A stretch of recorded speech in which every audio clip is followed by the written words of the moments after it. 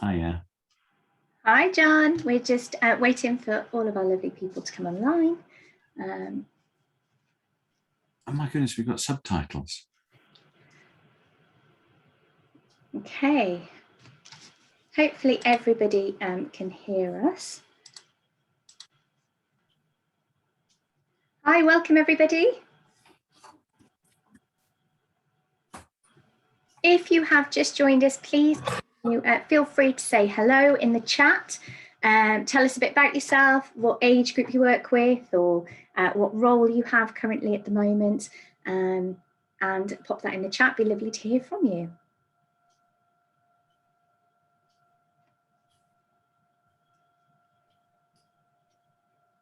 Hi, Nita. Primary PSHE leader, lovely. Welcome.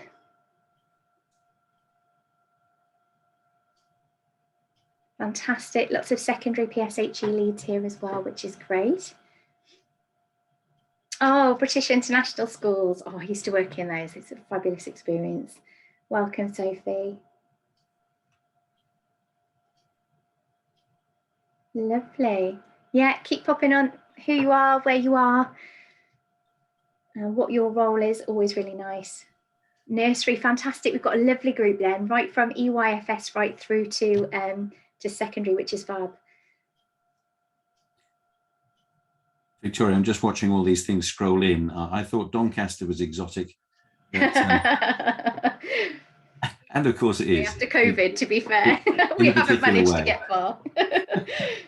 Lovely secondary schools in Wiltshire, fantastic. Hi, Leanne and Catherine, you're doing a double act, brilliant. Oh, Kenya, amazing. Wow. Gosh, we've got a really diverse group. This is fantastic. Really nice to hear about everybody's experiences later as well and find out what we're doing and how we can help. Secondary boarding, lovely. Oh, Send Secondary. Oh yeah, Helen, that's a common one, to be the only one teaching or to be in charge, isn't it? Yeah. It will be recorded, Fleur, so please don't worry, and it'll be sent out to you as well, okay? Okay, I'm just going to give 1 more minute for everybody just to kind of join and get together, and then we're going to get started. Do pop on if you've just joined, say hi, say who you are, what kind of provision you work in, and it'd be lovely to hear from you. But Preston is exotic too. I'm just looking at Lauren's. Not dull at all. Not at all. Not at this time of year. Right. Oh, I'm glad, Simon. Right, well, let's get started then. So a huge welcome. I know you're all probably exhausted after a day at school, but really glad to have you here with us. I'm Victoria Pugh. I'm a senior lecturer in PSHE and RSE at the University of Worcester, and I'm also the series editor of the PSHE scheme My Life with Collins. And I'm joined today by John, who I'm going to hand over to introduce himself. Thank you, Victoria. My name is John Rees. I started life as a slim and curly-haired young PE teacher. That was quite a while ago now. I was deputy head of a school in Devon, secondary school. I spent 12 years at Exeter University involved with an evidence-based approach to sex and relationships education. But for the last 12 or 15 years, I've been an independent consultant, so working with schools both in this country and overseas. So I'm really excited to be able to present to an international audience today. Lovely. So what we're going to do today is we're going to just have a bit of an overview. We have a presentation just to go through a few key things, get my teeth back in, for getting PSHE education right for your setting. So really thinking about how you can make it really bespoke, which is so vital at the moment. And then what we'll do is we'll have plenty of time for questions. If you do have a question that's really linked to something that we've just said, please do pop it in the chat. We have two lovely ladies from Collins who will be able to kind of interrupt us and just ask us to answer those questions for you, because we won't necessarily be able to see the chat as we're presenting. So do feel free to pop anything in there, yeah, we'll get started then. So really, we're just here today to think about really great PSHE provision. And that starts with some ground rules. That starts with thinking about how we have a shared learning community. So whether you're in EYFS or whether you are in college or your Key Stage 3, Key Stage 4, it's all about that understanding of that shared space, that safe space where we can learn together. So some of the ground rules that you could use, or things that you might come up with together, are things about how we're going to keep our learning safe and appropriate. Thinking about that space where people can ask questions. They can use language and have it corrected if need be. John and I were talking the other day about how important it is, because of the ever developing kind of structure of language and development of language. Very often we are a bit worried to say certain terms and we think, is that right? So having that really safe learning space is important, so that we can kind of correct people, or we can talk to people about how they prefer to be represented in terms of language. And another thing that we talk about are no personal comments, that importance of distance learning, in terms of, how do you feel about sex education, or this or that, or, it's about having those scenarios, those discussions, the different characters that you might use, and not asking personal questions of the teacher, and vice versa as well. And these are kind of standard ground rules that you probably are really aware of and that you use all the time, but just that importance of reiterating those and then being co-constructed with your pupils is really important. John, listening to each other, massively important one, which is sometimes overlooked. Would you like to share on that one? Yeah, I think oftentimes, children are used to listening to staff, but I think it's so important that we listen to young people as well. And it's sometimes what they don't say. And when I say listen, I would put that in inverted commas. The tone of voice that somebody uses, the face that somebody pulls when something is mentioned. And I think we need to have our antenna really finely tuned. So partly for safeguarding reasons, because we will be, even if we've got no personal comments, there will be things that occur to people. And I think it's just so important that we respond to their needs, both in the session, but also, and we'll probably get to talk about this a bit later on, when we're reviewing or appraising or evaluating the impact of our PSHE program, just saying to pupils, what's working for you? But we'll come back to that one in a few moments. Yeah, I completely agree. I think as teachers, I come from a SEND background, and one of the most powerful super tools that I think we have, and the superpowers we have as teachers, is that noticing, not just observing, but really noticing things, and then having a plan of how we're going to support whatever it is that we've noticed. So that listening to each other, like you say, it's not just about the actual words that are spoken, it's all of the unspoken things and the body language and things as well. You can really tell when someone's really uncomfortable with something, can't you? And that body language is incredibly important, right from EYFS. Yeah. Treating others with respect, even if we disagree. This is such a big one in PSHE, and it comes from teachers too. If you are leading a group of non-specialists in PSHE, or if you're just in a staff room, there'll always be people who disagree with your viewpoint. It's life. It is what it is. It's the same as when pupils talk about having to be friends with everybody.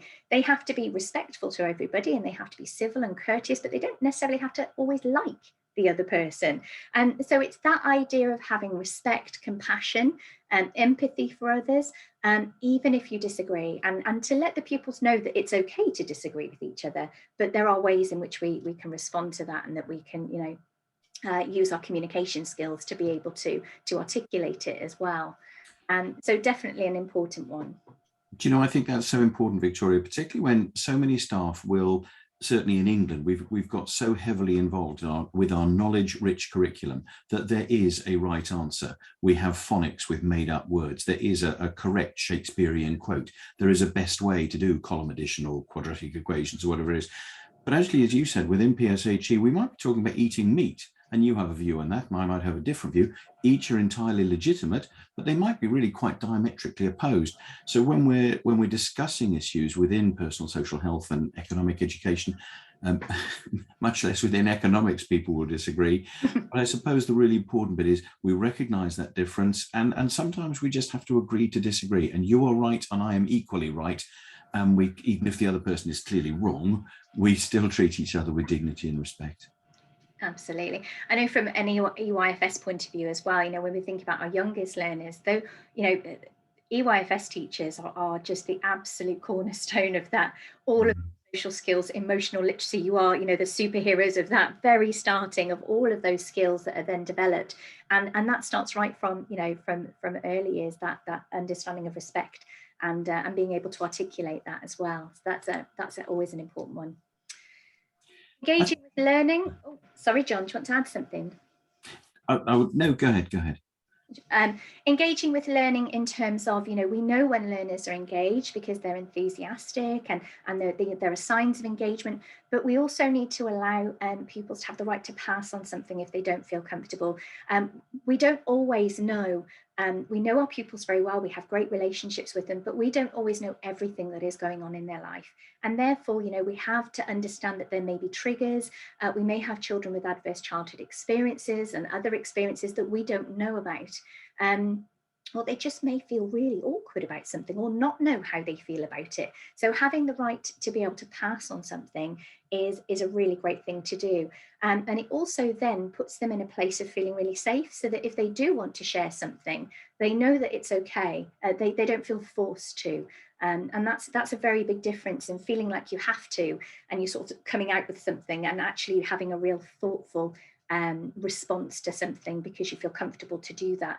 So the right to pass is one which I think is a really important one to discuss with your class. And how would you allow them to do that? What might be the signs that they want to pass? Is there a secret code that you have, or is it sort of very transparent and open?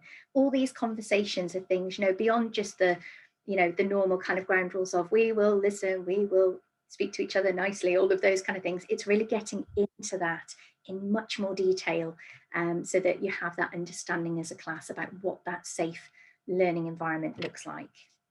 Victoria, I think if I may, I'd just like to add to that two thoughts.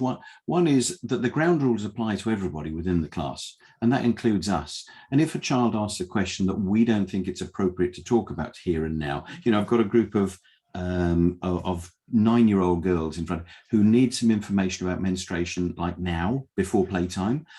Is that important for the whole class, or how do I manage that?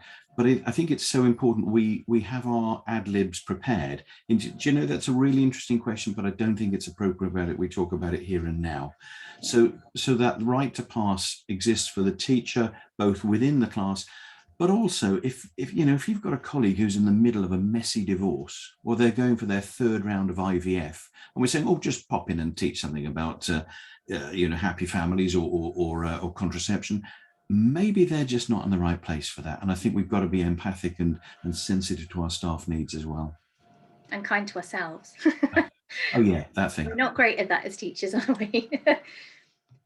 Overall, we want our pupils to enjoy the learning, and I think there is no stronger thing than pupil voice and asking them, what do you enjoy about learning? How do you learn best? What makes you really engaged, or how do you like to record what you do, or who do you like to work with? All of those things that just make their learning experience really bespoke to them, really exciting, really important. Do I mean that we have to have a different kind of personalized learning for every single child? No, but that we have a mixture of things so that everybody has that chance to really engage with what they're doing in that learning environment and be part of a community. Brilliant. John, Blob tree, classic one to kind of see how people are feeling. How do you use this? I think just to rewind for a second, I think that although I'm sure as experienced PSHE professionals, or everybody here is, I would still always start a staff briefing with a quick reminder of the ground. We're conscious we've taken nearly 10 minutes on that, so we need to whip through it a bit more carefully. But also, so we put our ground rules in place to remind the staff to keep the staff environment safe and appropriate, but also just to check in with people, because you can use this in all sorts of different ways, and there are different Blob people you can use. But just recognizing, if you are somebody who is just about hanging on by your fingertips, or you're sitting out there all on your own, or much less if you're the person who's just fallen off the branch, self-care is not selfishness, and we owe it to the children to make sure that we are physically and emotionally well. Partly because you can't do this in a hospital bed, and partly because you can't do this, if you're not in the right place to do it. So it's so important that the teachers are aware of this, but we check in with our class to make sure that they are okay. And if necessary, we make adaptations to our learning or our teaching according to how the pupils are. Absolutely. I use blob trees all the time. There are so many of them. There are trees, there are boats, I mean, you can find loads of them. But there are actually, it gives an opportunity. I use it on Mentimeter, which is an app where the students can actually just kind of put in a code and go online on their phones, and they just put a dot or circle where they feel they are. And it's completely anonymous, but it gives me an understanding of how the group are feeling. And that's really important, isn't it, to know how we're feeling. I mean, for early years, for primary, it can be sort of a smiley face or whatever, they can do that. But it's a nice one just to be able to discuss. They can do it with talking partners. You know, if you are into apps and you have a sort of group of iPads or tablets or things, then you can use things like Mentimeter as an app to make it a little bit more interactive. But this kind of checking in is really, really important so that you can make sure that the lesson is really bespoke, and that it meets the needs of everything and that your class need right there and then. Right. Okay. So you go, Victoria. The big document. This was a long time coming, John, wasn't it? Relationships, education for primary and health education, and then relationship, sex education and health education for secondary. These subjects are just so incredibly important. We're talking about life skills, we're talking about supporting attainment within school, and I think that's something that's really, really overlooked in terms of how it can be meaningful. PSHE can support. We're thinking about happy young people, adults, contributing to society, but also being really confident, healthy, taking measured risks, challenging themselves, being resilient, all of these things that we need, you know, in our communities, but also for ourselves. And this document came out, and it doesn't cover everything. It certainly isn't PSHE, but it is RSE and it is RSHE. But it does allow us a basis, I think, to be able to really support what our pupils need. And this is something now that has given some kudos to, you know, parts of PSHE, so that we can say to senior leadership teams, to governors, you know, we need a budget for this, or we need some strong leadership here because this is now statutory and this is what we need to cover. It also gives us a little bit of help when we're talking to parents and carers in terms of actually everyone will learn about puberty. This is now part of health education, so that there isn't a choice there and we don't have pupils not understanding, you know, what is happening to them when they go through, you know, from as young as sort of year 3, 4 and onwards. So this document was so incredibly important, and it doesn't cover it all, and we will go into that later, but it is a start. Victoria, I know you've just mentioned it, but I think it's really important to emphasize the links between pupils' health and well-being and their attainment. We know that when we get high quality PSHE education, pupils' academic attainment is likely to improve. Yeah. And that's at the kind of macro level, when we're encouraging pupils to think and discuss, and we're developing their oracy, their speaking and listening. We know that that will help with their written work. But if schools or senior leaders are still struggling, well, how can we possibly fit all this in? Actually, if we can enable pupils to work better in groups, and then they're able to work better in groups in English or maths or science, what's not to like? And I think it's so important. And probably as a PSHE community, we haven't been good enough at helping schools and school leaders understand those links. Because if we get this right, it's a kind of, you know, it's almost a Maslow before Bloom's discussion to be had here. If we can get some of these things right, and that positively influences the ethos of the school, then all sorts of great things can happen even better from there. Yeah, we can't stop thinking about higher order thinking skills when we have pupils who don't feel safe in the classroom or don't know how to take care of their basic needs. Absolutely. Okay, John, do you just want to talk through some of these elements here? Sure, I think you've already touched upon it. So we now know in England all children have to learn science, and the reason for mentioning that, of course, that there will be aspects of reproduction which are taught in science right the way through. Health education, as we'll look at in a few moments, is statutory, and there are a long list of things that children should know by the end of primary school and by the end of secondary school. As you mentioned, Victoria, in primary, we have to teach relationships education. And then the primary school, of course, gets a choice as to whether or not they teach sex education as well. And part of the policy development needs to be defining what we mean by sex education. A lot of the time for primary, it's simply described as how babies are made and born. but we need a bit more detail than that. And also, of course, so that then in secondary schools, pupils have to learn about relationships and sex education. One of the thoughts that occurs to me, and I'm not quite sure the best way to describe this, if your school is relatively new to this, particularly, let's say, in the secondary phase, the current year 11 will have a set of needs somewhere that are here. By the time your year 7 pupils have rolled through to year 11, the needs will be different. So we will have to continue to adapt and develop and refine and enhance our curriculum and our teaching and learning in relationships and sex education. And also, of course, as children are coming through who are better versed in, not just in terms of the knowledge, we'll look at that in a few moments, but in terms of their knowledge around relationships and their capacity to talk about it and their understanding of what healthy relationships are, then that's going to continue to evolve and change things, and we're going to have to respond to that. And then the bit that I think often gets overlooked is this column, the next column, which will appear as if by magic in a moment, and this column of virtues. It's tucked away a little bit. Are you? That's the one. Thanks, Victoria. Ta-da! As if by magic. We'll look at this in a little bit more detail in a few moments, but so much, as I said, of our education system is predicated on knowledge. And although knowledge is important, it's probably not enough. If knowledge was enough, there would be no overweight doctors. There would be no teachers who ever drink wine to excess, and nobody who ever go over the speed limit in their car. So knowledge on its own is insufficient. We need to underpin that with attributes or qualities or virtues. And we'll look at what those might be in just a few moments.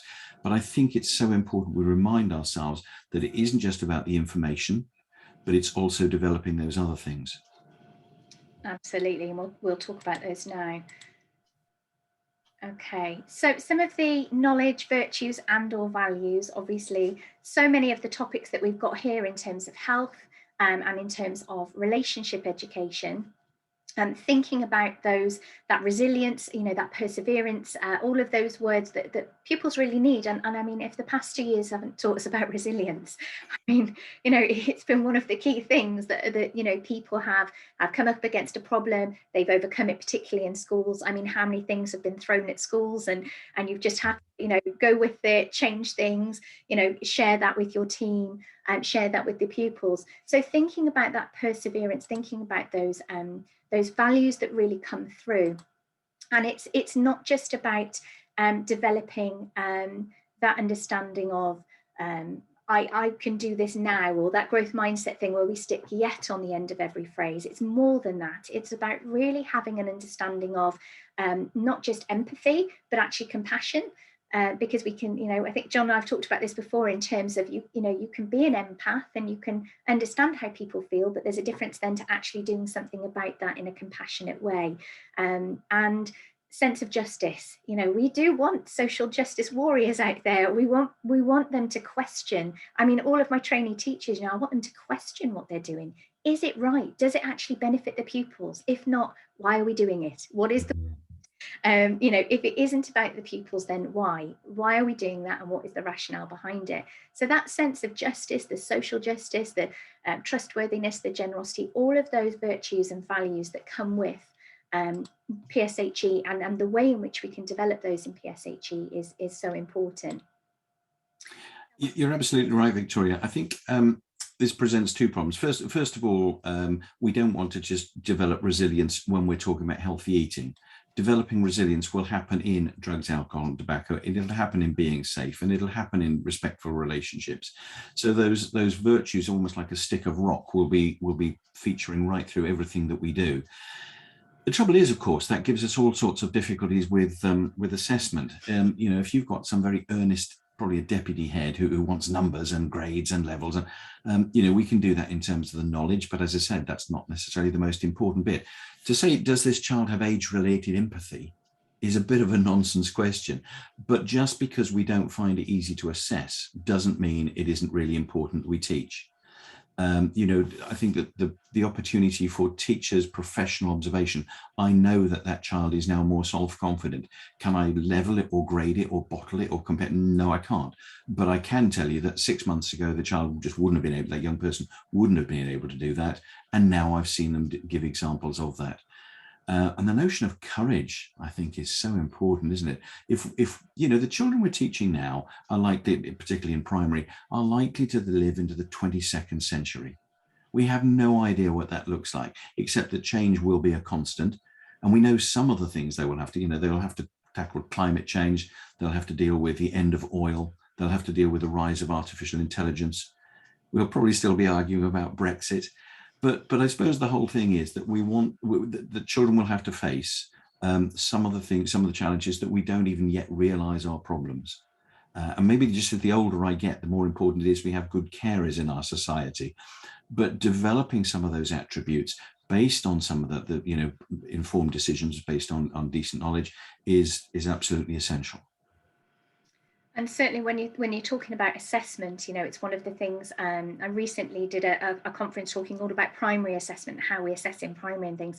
And one of the things that I think is really undervalued is self-assessment and peer assessment, but it isn't something that we can just say, okay, self-assess, you know, do a RAG rating. We need to teach the skills of assessment and self-assessment. And then, you know, that's a really important thing. I have students now, we do peer assessments as part of sort of presentations and things, and we actually have to teach the skills of is good peer feedback. How do you take feedback on board, you know, without it feeling personal, but it actually being a really supportive and you know, constructive developmental tool. It's a really important thing.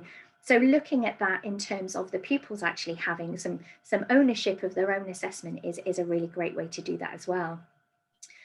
Just thinking about Ofsted, dare I mention it? It is, I mean, without a really strong PSHE curriculum, you cannot get, you know, anywhere near where you need to be in personal development section for leadership. It just isn't possible. You know, if you don't have a strong PSHE curriculum which supports safeguarding, which supports healthy relationships, healthy self-worth, all of these things, respect, inclusion, diversity, you can't, you know, it's impossible to be able to meet the needs of that personal development section because your pupils just will not have the skills that they need. So if you are still fighting or justifying PSHE within your school, go the Ofsted route and get in touch with me, because I've got lots of documents I can help with that, just to put that forward. I'm actually just going to skip the next slide, if that's okay, just because I think we're looking at time. We'll go on to adapting. It's really important that your PSHE curriculum is spiral. Now, whatever curriculum you know, whether it's My Life or whether it's a different one, whatever you have in your school, it's really important that it is a spiral curriculum. Those skills of you know, courage, risk-taking, self-worth, they don't just happen in one lesson. You know that. It can't just be, oh, I'm going to do this on, you know, whatever lesson and that's it done now. It's about having that spiral curriculum of knowledge and of skills. But it also has to be really bespoke to the needs of your pupils and to the needs of the community. So I live in Worcestershire, very rural area. We have a lot of farming accidents, so there's a lot. We also have a lot of canals. So we do a lot on river safety, water safety, canal safety, farming machinery, that kind of thing. It doesn't mean that we don't teach the other things, but it means that those are our focus when we're thinking about having visitors in or we're thinking about safety. So when you're thinking about your curriculum, and I would urge you to do an audit on your curriculum if you haven't already, what's the good, the bad and the ugly? Be really honest. No one is judging you for it. You're just taking a deeper look at your curriculum. Do you actually meet the needs of the pupils at their local area? Do you meet their needs in terms of what they come across every single day? Do they walk to school? Do lots of them you know, cycle to school, all of those kind of things? Think about what their life is like, what their day-to-day life is like, and then start to think about personalizing your curriculum to make sure that it meets all of those needs. Victoria, just in terms of clarity, that previous slide that we shot past, it was really designed to say, if school leaders are saying, what's statutory, what have we got to cover, what have we got to do to be compliant? Well, there is a statutory bit. But actually, as you were saying, that needs to sit within it. So our statutory relationships and sex and health education needs to sit within a wider framework of PSHE, which is then adapted to respond to local needs. So things like loss and bereavement aren't statutory, but if you think that's important, you should be putting that within your wider thing. If you know, personal finance is not necessarily statutory, but you may wish to respond to local need because of that. Even as you said, road safety isn't statutory, but if your pupils, whether they are 3 or 15, need that, then you should be teaching it. Brilliant. I'm aware of the time. We've got to leave some time for questions as well. So forgive me if this is a bit quicker. Meeting the needs of the pupils isn't just about kind of the needs in terms of what's in the classroom, but also what the community is dealing with.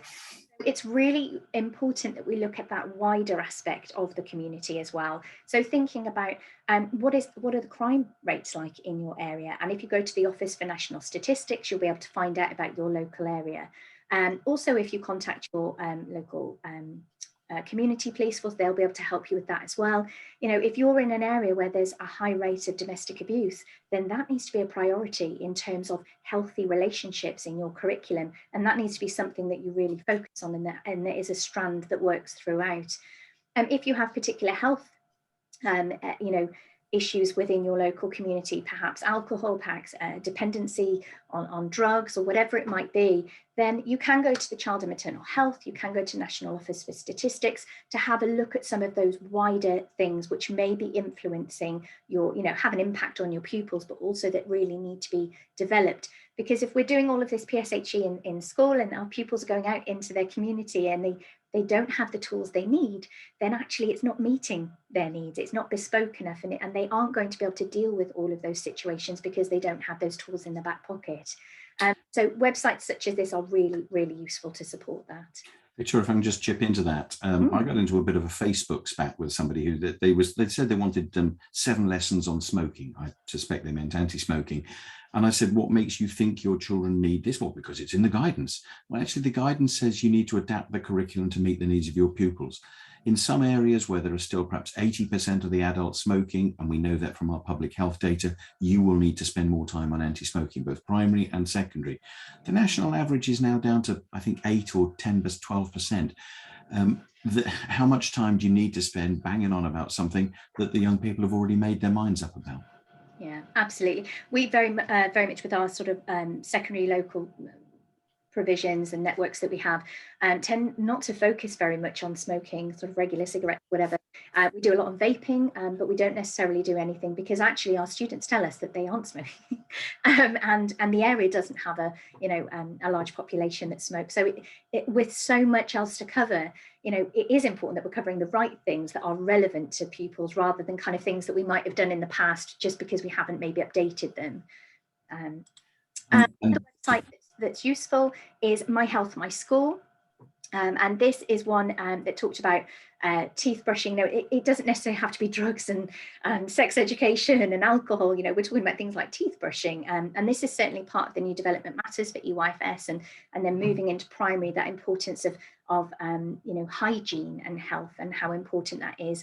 And I mean, I think our cohorts that are coming through are pretty good at washing their hands now. That's something that we feel we've covered. But all of these other things, around dental health, around personal hygiene, around self-care, but around mental health, all of these things are really important. And there are some websites where you can find out a little bit more there. And also, Victoria, this is an example from Leeds, which I just stuck in here. You probably have, even if you're an academy in England who's chosen to withdraw from a local authority, there will certainly be a director of public health, and there is probably a public health for healthy schools, a PSHE team who can support and guide you, both in terms of data, but also possibly also in terms of support and training. If you're in the Midlands, let me know. I can point you in the right direction there. This is, just to reiterate what John was saying, really, this is an academy who we're looking at. Actually, these are things they rarely drink alcohol, or they never drink alcohol. They've never met a stranger in person after an online conversation. So, sometimes we're teaching all of these things, but actually they aren't doing those things. And, I think what's so important here, Victoria, is if we're doing anonymous questionnaires with our pupils to know some of the things they are doing, we know that one of the things that influences people's behavior, and we all do it, is what we think everybody else does. So when we find that only 10% or less than 10% of our pupils are smoking. Let's feed the positives back to the pupils to help continue to develop correct those social norms. And therefore, if we're wanting to emphasize the importance of breakfast or some of those other things there, we've done a survey. There's no reason for anybody to lie. It's an anonymous questionnaire, and we're now feeding back the positive results. Now, these are commercially produced, but I think you could do that, through your own, through SurveyMonkey or whatever it is else it is you use it. And I like this last one, or this one about Harrop Fox. Now, whether they would or they wouldn't is not the point. But if we're wanting to emphasize, and I think there's some really important things here when we're looking at sexual violence and harassment, if we have surveyed students who know that that's wrong, who would step up, they wouldn't be a bystander, they would be an upstander. Let's feed that back to the pupils so that we start to generate and develop that cultural ethos that just says, I wouldn't take an upstart photo. They know that's not appropriate. They wouldn't pass things on, and start to set that positive vibe going. And I think the next one is just a public health. Yeah, there we go. Yeah, certainly instead of anti-bullying week, positive relationships week, it's about turning on its head and from that kind of deficit model or that negativity to actually thinking about what are the things you can do instead, and having that kind of approach to it, which can be really, really powerful actually for people. Okay, so John. And let me just talk to this one. I suppose also that there's the data, but also there will be a lot of tacit information, a lot of local intelligence, whether it's from the school nurse or from the local police officer. I had some lovely solvent misuse lessons that were really good. The teachers enjoyed teaching them, the children enjoyed learning them. But I was talking to the local community copper. I said, actually, we haven't had any glue sniffing on the estate for about 3 years now. Sadly, we had to abandon those lessons because not because they weren't good, because it wasn't meeting the pupils' need. Given limited curriculum time, we've got to focus on the need. And there may also be, even though not teaching staff, there will be other staff in school who live in the community who can feed us back that thought. But also that asking children and young people, probably the most important resource that we have in terms of asking, I wouldn't ask, what do you need? For two reasons. First of all, because that's fairly pointed. And secondly, actually, I don't know what I don't know. But asking, if you had a younger cousin who was starting this school, what are some of the things you think they might need to know? What works for you in terms of the teaching and learning style? I don't want a character assassination from a particular member of staff, but how do we get this right for you? How do we make sure that we continue to improve our teaching and learning so that it meets your needs? I've always done this as well by bringing in past pupils. So kind of around half term, maybe just a bit later, with year sevens, actually asking them to come back to school and say, what is it that you wish you'd known when you started, or what is it that you think they need? We need to know, did we miss anything? Is there anything you want, you would have liked more of as a class, that kind of thing, because they really do give you a lot of information and things that you maybe haven't considered that are a big deal. And it is such a powerful tool to ask them. It can be a simple Microsoft Teams form. It doesn't have to be anything, massively in depth, or, we want to think about workload and make sure that you're not, trying to do too much in terms of making things complicated or have your staff having to do masses and masses of forms. But if you do something like a Microsoft Teams, it puts it all into an Excel spreadsheet for you, which is rather lovely when you are working full time and there's all these other things going on. Okay, I'm just going to move on from this because, we've got a couple more slides, but then we will open up to questions. So where are we in terms of RSE and health education? These are the two things that are statutory. Obviously, sex education is not statutory in primary, but we will talk about it as RSE and health education. But that has to sit in that wider aspect of PSHE. If we aren't teaching about careers, aspirations, if we aren't teaching about financial education, bereavement, global citizenship, sustainable development, we are missing huge parts of learning for pupils. We're missing huge parts of life skills that they need. So yes, those are statutory, but we have to do more. They're not enough. We think and to put it at the heart of the curriculum, I think, is also true. Strong links with other curriculum areas. I'll give you just a moment to read around that, but with things like, if you're teaching about healthy eating, links to food technology, things about healthy lifestyle, of course there are links with PE. What does it mean to be attractive? Or what about the power of advertising? Strong links with art. with religious education. There have been lots of relationships in history, not all of them good. We need, I think there's a lens to look at that. Links with, the online safety and computing, a huge amount to do with English and story, as Victoria was saying, from early years, from very little children to actually, our Key Stage 5 students, our post-16 students, although this might not be statutory, and of course the links with science. And that sits very closely within our character education and careers related learning. If ever we can get back to extracurricular activities, it'll sit within that. And then the whole thing is wrapped up in the spiritual, moral, social and cultural development. Yeah, extracurricular activities, SMSC there. I think one of the key things to think about from today is, where are you in terms of where your school is? Where is your setting? If you're teaching, where are your pupils? Just take stock, take a step back, because sometimes you're sort of thrown into these things, or you're a new coordinator, or you're kind of thrust into it all, and there is always that thing of, right, quick, I have to get a policy, I have to get this, but just take a step back.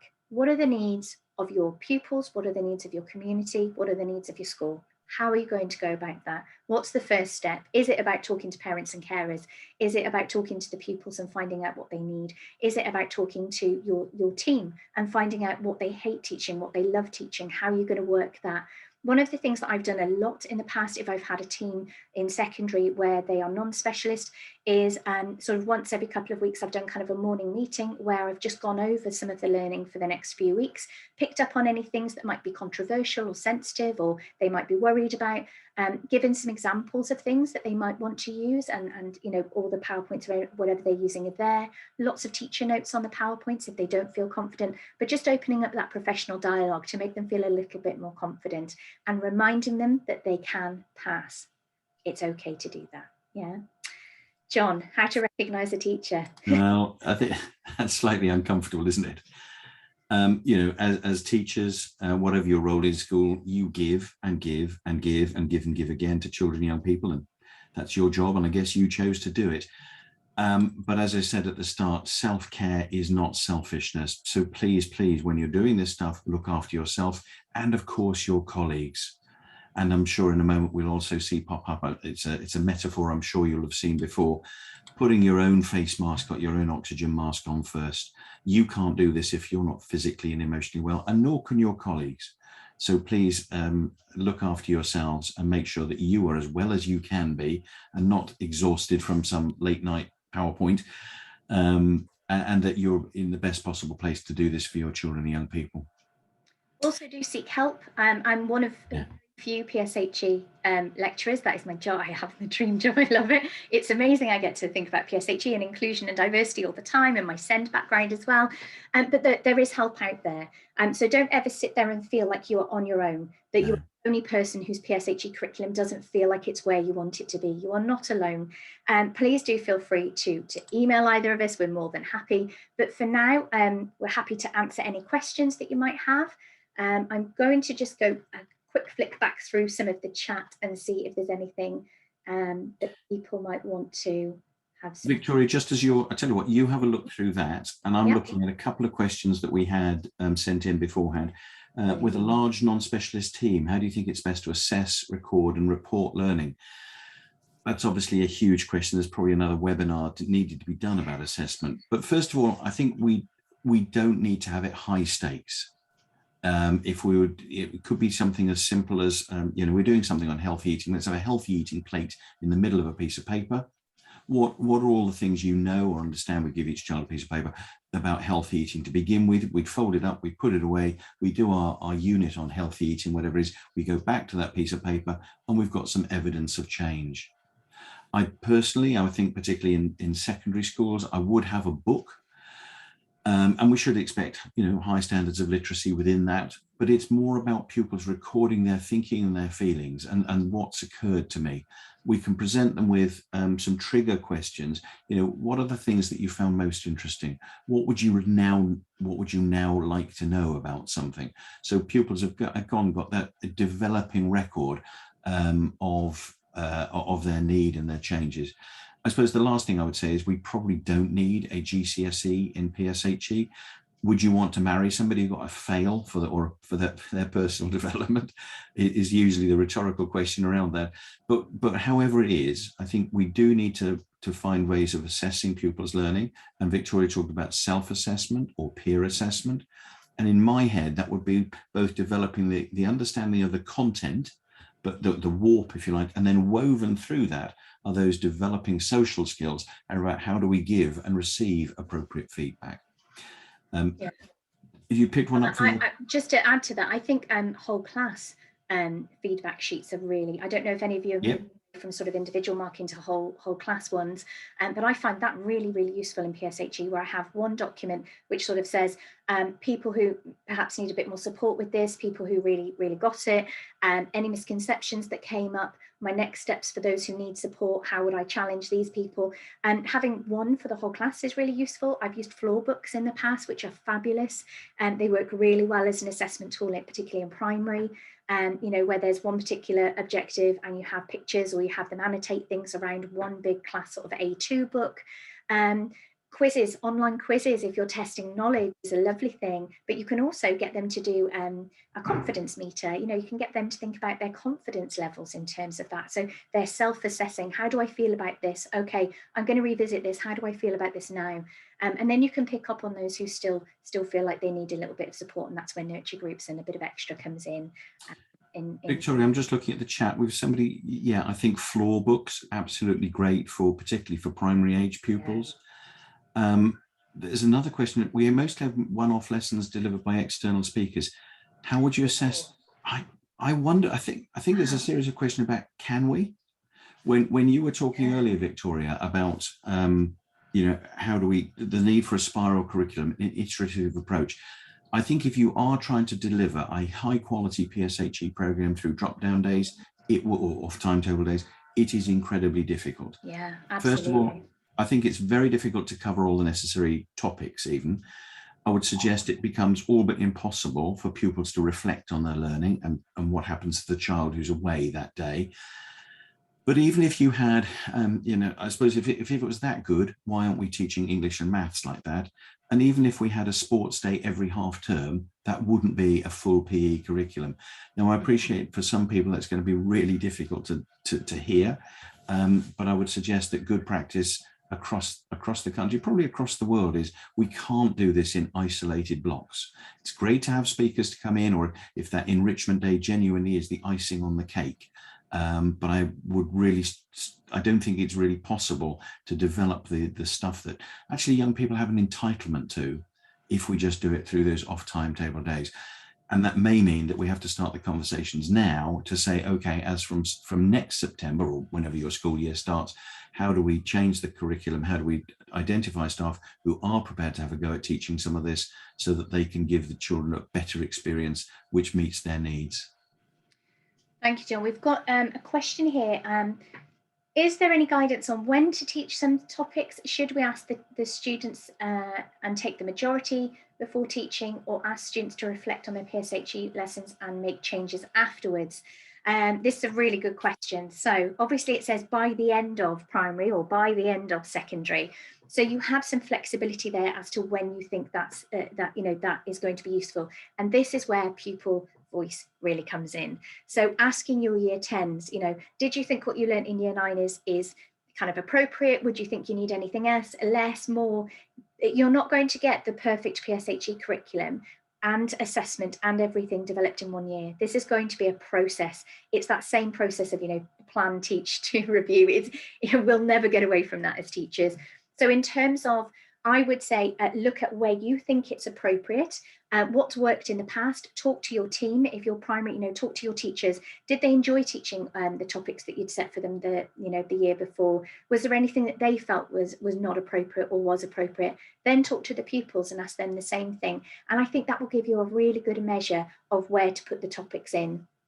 Also having a look at, you know, schemes and having a look at things where they're putting it in, you know, that have had people who've taught not and where they think it's appropriate, but then always going back to that evaluation of what are the pupils saying, what are the teachers saying. If there are lots and lots of misconceptions coming up about something, that might not be the right time to teach it. It might need to be done earlier, or it might need to be done later when they have a bit more of a grasp of it. Now, I think that's a really good question. I would start with what you know now based on feedback, and then I would keep adapting that every year or two probably, when you're revisiting your curriculum. But ask your teachers, ask your pupils, and that will give you, I think, the very, very best information that you can get for your curriculum. Victoria, there's a couple of questions I'm looking at here. I hesitate even to open the can of worms. Tammy's asked, how do we teach the issues that are illegal in the country, such as LGBTQ? Yes. Personally, I would err on the side of caution, because there are still some people who are extraordinarily, I would suggest, ignorant. In England, we are fortunate that we have the Equalities Act that we should be following. And actually, there are no top trumps amongst those things. Wouldn't it be ridiculous if a parent came in and said, I don't want my child to know that anybody is disabled or that anybody gets old? That would be a nonsense. And those very same rules that protect our faith groups are also there to protect our people who are LGBT or have different genders or a sexual orientation. I would err on the side of caution, as I say, but I think there is also a place for schools to be questioning, is this fair? Is this legal? Children will be, are global citizens. They will know of gay pop stars, gay actors, gay sports people, and how I think, I think I better stop there. I'm going to dig myself into a bit of a hole. Yeah. But I think you're absolutely right to be concerned about it.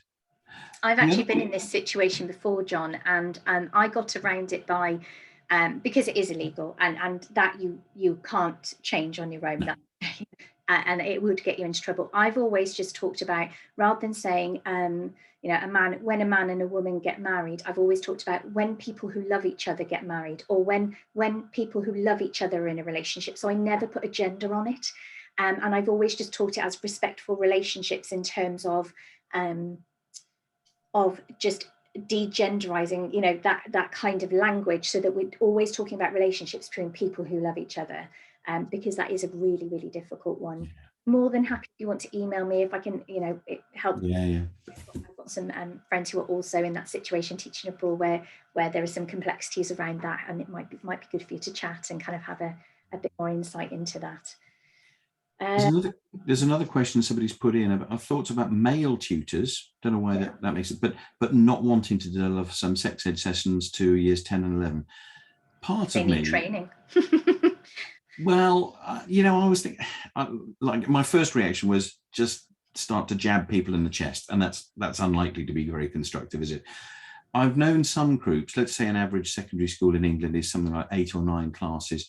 I've known some PSHE leads said, okay, we've got 3 people who are prepared to have a go at this, so we will enable them to become, I say specialists, but we'll develop their skills. We've got 3 people who would rather die than teach, or will object to teaching something. They say, well, that's fine. Let's give them study skills or something which is hopefully very non-contentious, but is still really important to the students. And maybe we've got 3 other people who perhaps we could ask them to focus on drugs and alcohol, or smoking, or whatever, vaping, whatever the thing is. So first of all, we allow people, then of course the pupil, instead of staying with their same tutor group, the pupils could rotate amongst those groups. First of all, I think it allows staff not to have to tackle things that they really feel very strongly about, and we'd need to recognise that. Secondly, I suppose it cuts down on preparation time. So having planned my 3 or 4 lessons, whatever it is, I can deliver those or facilitate those with one particular group, knowing that there's another group coming around. But also, I think for me, there's a really important point about recognising where some staff are. And as you were saying, Victoria, is then to say, what is it that is really they're finding so difficult? Yeah. If they're coming from, I wrote some lesson plans recently, and I thought, gosh, if I was an embarrassed geography teacher who's now got in here to teach about menstruation, the class know that I've never had a period. Therefore, if my mindset is about delivering a lecture on that, he said, I'm comfortably aware he's just talking to a PowerPoint slide, but if that's my style of education, I'm going to struggle with that. And all I did was look at different menstrual products and say, okay, let's make up 6 or 8 different worksheets, and you guys are going to have tampons, and you guys are going to have pads, and I think sea sponges was another one. And then actually say to people, okay, you've got some time to prepare for this, and then you have to just give a 90-second presentation about that particular. First of all, that kind of locates the knowledge and the understanding within the pupils themselves, and there was some structure in terms of what are the costs, what are the environmental impacts, who might use this, why might it be beneficial, why might somebody choose to use this particular approach. And again, I think it moves the teacher away from having to fill the empty vessels, to educate in terms of drawing from. And I would commend that as an approach to you, but I'm not suggesting it's easy. No, and I do think CPD and training is the way forward. I think it's so incredibly important to train staff, to make them feel confident, to actually send a quick survey to your staff with 5 questions. What do you feel confident about teaching? Why? What might be some of the things that you're worried about coming up? I've always done like a Q&A sheet. So frequently, bit of a frequently asked question thing of things that come up that they might be worried about, those tricky questions. And I kind of put like a set answer. I don't expect them to phrase it, and I wouldn't want them to do that, but it gives them that, oh my goodness, okay, I can't think what to say. Okay, I've got something safe here that I've got, that I know that is an answer that is okay, and I can kind of just give that bit of confidence to them. So having that, anyone is teaching PSHE in your school, they have to be confident, and the training can really support that. Someone's just put about free products. Yes, absolutely. Tampax, Lilettes, so many different companies. If you literally just Google free period or puberty resources, you can get boxes and boxes of kind of year 5, year 6, all of those kind of little boxes that come with kind of everything that they could need. Strategically place them in bathrooms. Think about sustainable ones as well, like moon cups and menstruation cups, that kind of thing. Reusable pads. You can get lots and lots of these things for free. And don't ever be afraid of contacting a company and saying, I'm doing this lesson for pupils. Can you send me some free stuff? I mean, the worst they can say is no, go away. But if you get some free resources, then great. That's really helpful, because no one has a budget, do they? Let's face it, we're all PSHE teachers. Never, ever for any budget. And certainly within England, Victoria, there was, of course, the free menstrual products service from the government. It's all very complicated in terms of ratios and the amount but you can access free products. One question that was emailed in beforehand, and I'm conscious of the time. How would my school go about 16-year-olds opting back in to sex education? As I'm sure most people know, within England at the moment, the parents have the right to withdraw their child from any aspect of sex education which isn't part of science. So up until they are 3 terms before the young person becomes 16. So for some, that starts at the beginning of year 10, because they're then 3 terms before they become 16. And for others, that might not be until the end of, sorry, my phone is ringing. That might not be the end of year 10.